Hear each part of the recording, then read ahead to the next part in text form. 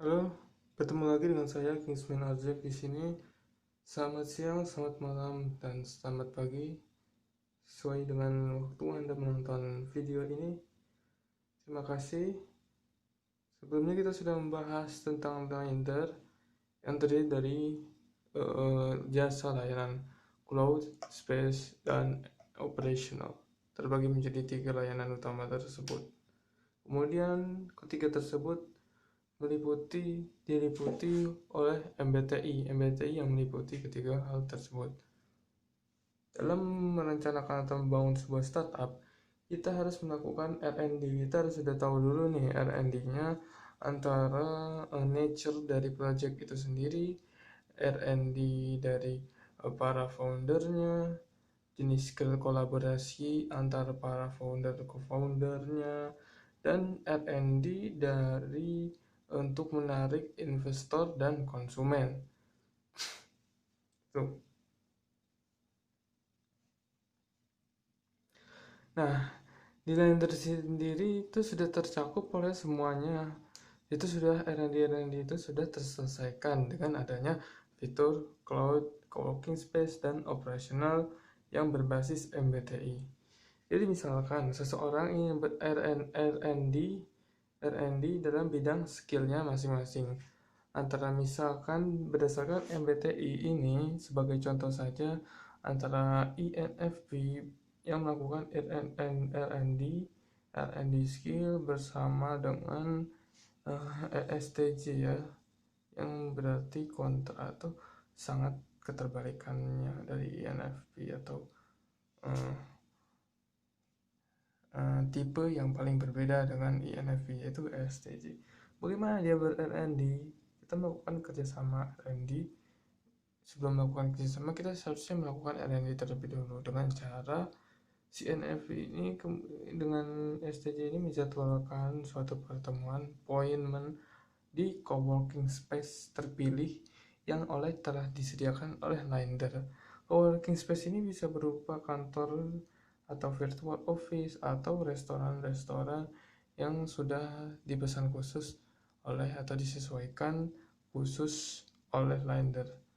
Jadi misalkan di restoran itu ada wifi, ada printer, dan lain sebagainya yang menunjang permusyawarahan antara INFP dan STJ. Juga teleconference media, perangkat digital media, multimedia yang mendukung teleconference dan pengukuran skill yang telah dibuat antara INFP dan STJ. Misalnya saja INFP akan merancang bagaimana suatu hal ini dapat diwujudkan, posibilitas apa, peluang-peluang apa yang mungkin dapat diwujudkan di kemudian hari. Sedangkan STJ ini melaksanakan rencana-rencana apa yang paling efektif dan efisien dalam mewujudkan rencana-rencana si INFP tadi. Jadi ini bertindak STJ sebagai manajer operasional yang mewujudkan impian INFP. Sedangkan INFP adalah merancang impian-impian yang akan dilaksanakan oleh STJ serealistis mungkin namun tetap ideal. Sedangkan STJ juga akan mengikuti arahan-arahan untuk mencapai keidealan dari mimpi INFP ini namun tetap mempertahankan realistisitas lapangan yang ada, sehingga semuanya terbentuk antara realistisitas dan idealitas, bekerja sama, saling berkolaborasi, saling bersinergi, dan saling kooperatif yang yang yang memiliki tujuan win-win solution atau hubungan mutualisme antara keduanya.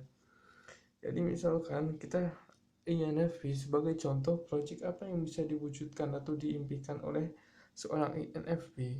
Jadi misalkan saja kita melaksanakan project sebuah smart fishery atau hidroponik, apalagi aquaponik dan lain sebagainya yang berbasis digital dan otomatisasi dan juga terintegrasi secara digital dan cloud server. Nah, itu bagaimana itu bisa memenuhi kebutuhan pangan di Indonesia, seluruh Indonesia. Jadi tidak ada lagi yang praktik-praktik manipulatif monopoli yang menimbun stok-stok atau bahan-bahan makanan sehingga terdistribusi secara adil, jelas, dan transparan. Ya, oke, kita sebagai contoh aja mulai ke arah contoh yang lebih spesifik dari INFP, misalnya e-fishery ini. Jadi e-fishery ini terdiri dari kolam. Kolam ini akan ada suatu sensor yang mengukur kadar dari airnya yang berfungsi untuk meningkatkan produktivitas dari si ikan tersebut, sehingga per kapita atau per kubik meter air itu bisa mendapatkan tingkat produksi ikan tertinggi dari sensor-sensor tersebut. Kemudian dari sensor tersebut juga dihubungkan dengan alat penakar makanan sehingga makanannya sudah tertakar secara proporsional sesuai dengan jumlah ikan.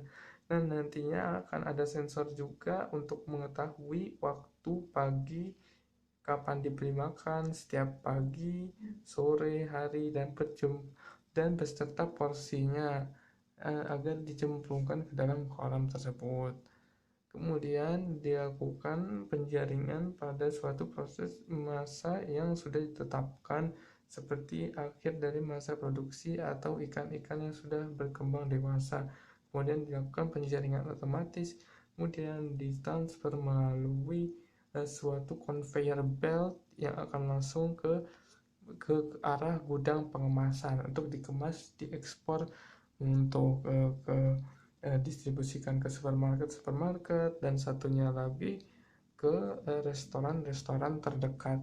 Nah, INFP bisa memimpikan itu, kemudian tinggal si ESTJ nih yang mewujudkannya dalam skill manajerialnya atau pengelolaannya. Jadi bagaimana si ESTJ itu mewujudkan impian dari INFP tadi yang berupa e-fishery tersebut? Oke, si ESTJ pertama kali dia akan merekrut karyawan-karyawan yang kompeten dalam mengelola sistem ini, mulai dari mekanik elektroniknya untuk pemasangan sensor dan lain sebagainya. Dia akan menilai siapa yang paling kompeten berdasarkan track record dari si orang tersebut atau berdasarkan dari kenalannya.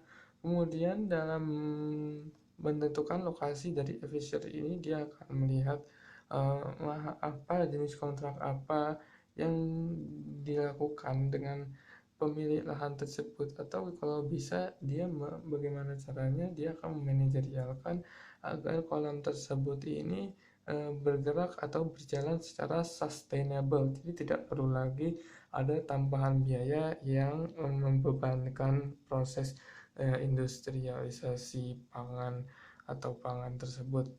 Kemudian stage selanjutnya setelah mengurus lahan, kemudian sensor-sensor, dia mulai akan memasukkan uh, ikan ke dalam kolam ini. Dari mana sumbernya? Kemudian dia akan mencari supplier ikan. Kemudian di supplier itu kita lihat jenis ikan apa yang paling memiliki harga komoditas terbaik di pasaran. Contohnya saja mungkin untuk tahun ini adalah ikan nila.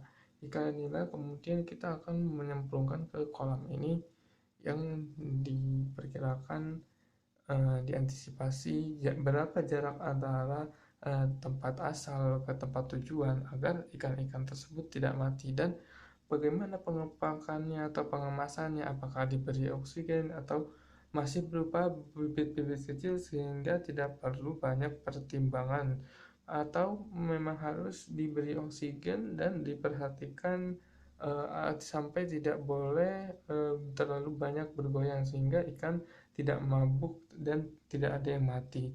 Oke, selanjutnya mungkin sampai di sini dulu kita melakukan antara kolaborasi INFP dan STJ sudah yang mendapat kesimpulan yang berarti adalah INFP itu yang berkaitan dengan idealitas dan STJ itu yang berkaitan dengan realitas sesuai dengan kondisi lapangan yang ada.